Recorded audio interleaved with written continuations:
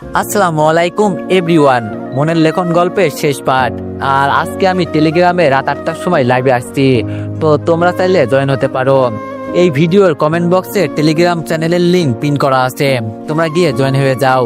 তো চলো বেশি কথা না কইয়া গল্প শুরু করা যাক। থানার সামনে গিয়ে দেখি রিয়া বাইরে একটা পিস্তল নিয়ে হাঁটাহাঁটি করছে।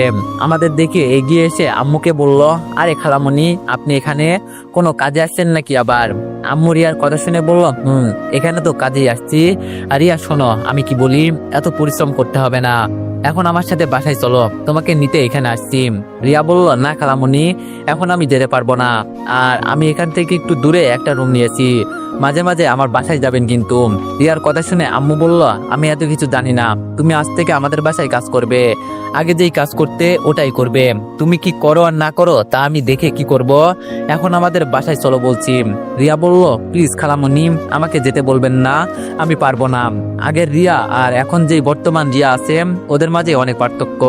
এতক্ষণ ধরে আমি ওদের কথা শুনছিলাম, শুধু রিয়ার মুখের দিকে তাকিয়ে আছি। আমি একটা রিক্সা ডেকে আম্মুকে বললাম, আম্মু তুমি বাসায় যাও, আমি ওকে নিয়ে আসছি। আমার কথা শুনে আম্মু বলল, দেখিস আবার ঝগড়া করিস না, তাড়াতাড়ি বাসায় আসবি কিন্তু। আমি বললাম, আচ্ছা আম্মা জান, তুমি কোনো চিন্তা করো না, তুমি বাসায় যাও, আমি তোমার বৌমাকে নিয়ে আসছি।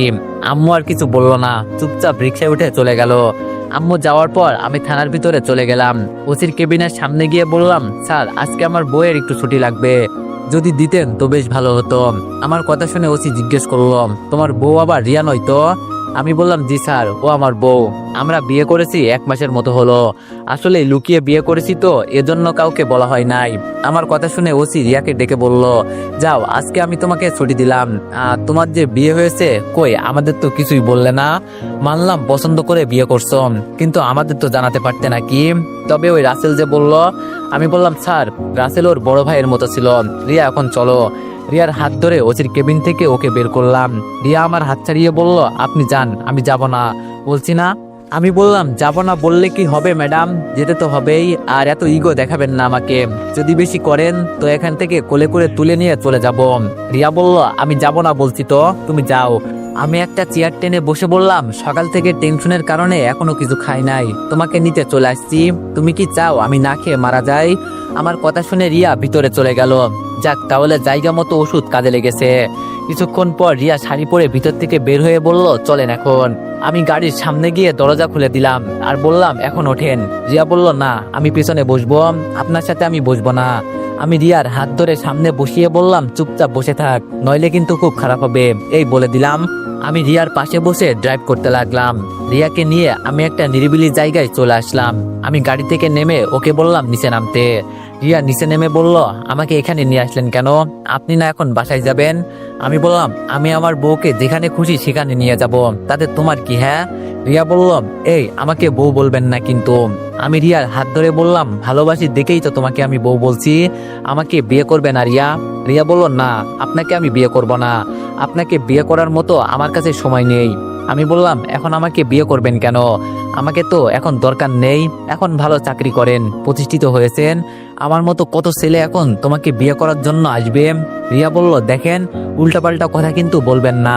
আমি রিয়াকে কাছে টান দিয়ে ওর চোখের দিকে তাকিয়ে বললাম, একবার শুধু বলো আমি তোমাকে ভালোবাসি না, আমি তোমাকে বিয়ে করতে পারবো না, আমি চুপচাপ এখান থেকে চলে যাব, তোমাকে কথা দিচ্ছি।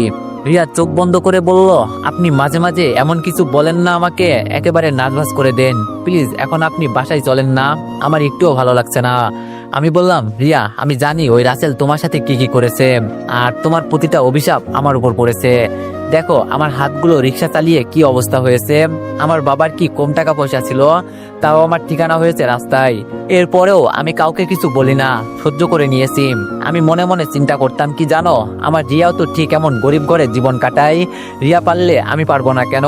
এখন আমি আমার জীবন নিয়ে চিন্তা করি না, শুধু ভয় হতো আমার এক জায়গায় আমি যেন আমার রিয়াকে আবার হারিয়ে না ফেলি। কতটা যে ভালোবাসি আমি তোমাকে বলার বাইরে, তবে আমার মনে হচ্ছে আমি তোমাকে সত্যি সত্যি হারিয়ে ফেলবো। রিয়া হাত দিয়ে আমার চোখের পানি মুছে দিয়ে বলল, কান্না করবেন না, আপনি জানেন না আপনার কান্না আমি সহ্য করতে পারি না, আপনাকে ভালোবাসি দেখে আমি আপনার জন্য এত কিছু করি, এরপরও কেন বুঝেন না? নিজে তো কষ্ট পাবে, সেই সাথে আমাকেও কষ্ট দিবে। আমি রিয়াকে জড়িয়ে ধরতে যাব, তখন রিয়া আমাকে বলল এখন জড়িয়ে ধরতে হবে না, এখন বাসায় চলেন, আগে গিয়ে দেখি বাসায় সবাই কি করছে। আমি বললাম একটা কিস পাবো না?